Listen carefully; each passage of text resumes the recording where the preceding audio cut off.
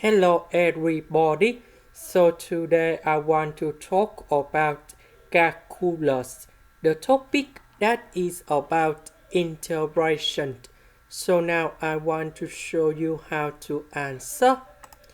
We need to find the value of b to make sure that this integral equals to number 0.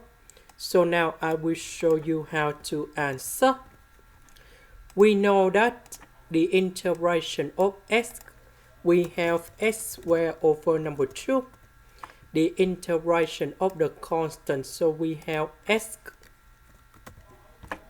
And now we can put the bounds from number 1 to b.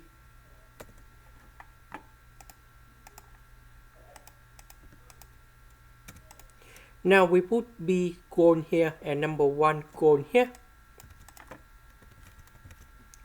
So we put this one gone here. Number 1 gone here. And we know that this one equals to number 0. Now we have number 6 divided by number 2. So we have number 3. This one we calculate. We have positive number 6.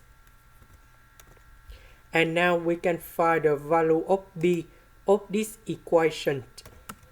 So b equals to number 2 and b equals to number 1. Because on the question we cannot select b equals to number 1.